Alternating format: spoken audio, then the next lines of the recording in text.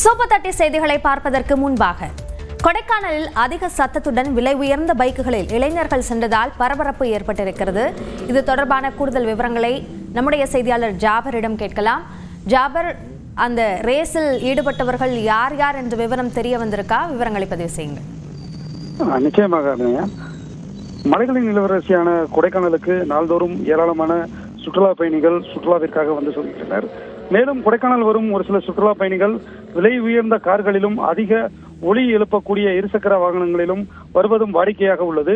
இந்த நிலையில் இன்று திருநெல்வேலியைச் சேர்ந்த கவாசகி பைக் கிளப்பிலிருந்து 15 விலை உயர்ந்த அதிக ஒளி எழுப்பும் இருசக்கர வாகனத்தில் இளைஞர் குழுவினர் வந்துள்ளனர். இதனைத் தொடர்ந்து கொடைக்கானல் நட்சத்திர ஏரியை சுற்றியுள்ள ஏரிச்சாலையில் அதிவேகமாக இந்த இளைஞர்கள் அதிக சத்தத்துடன் பயணம் செய்துள்ளனர். இதனை இப்பகுதி வியாபாரிகள் குற்றம் சாட்டி அனைத்து இருசக்கர வாகனங்களையும் இளைஞர்களையும் துரிதமாக சிறைப்பிடித்தனர்.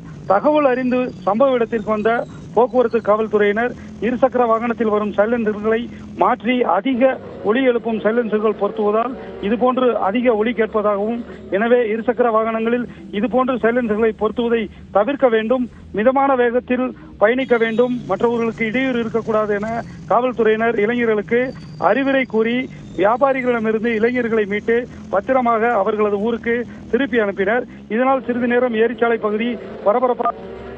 குறிப்பாக இதனை வட்டார மோட்டார் வாகன ஆய்வாளர் கவனம் செலுத்தி கொடைக்கானல் பகுதிகளில் உள்ள மற்றும் கொடைக்கானலுக்கு வரும் அதிக ஒலி எழுப்பும் வாகனங்களை ஆய்வு செய்வதுடன் உரிய நடவடிக்கை எடுக்க வேண்டும் என இப்பகுதி மக்களிடையே வேண்டுகோள் எழுந்துள்ளதும் குறிப்பிடத்தக்கது. அபிநயா, விரிவான விவரங்களுக்கு நன்றி ஜாபர்.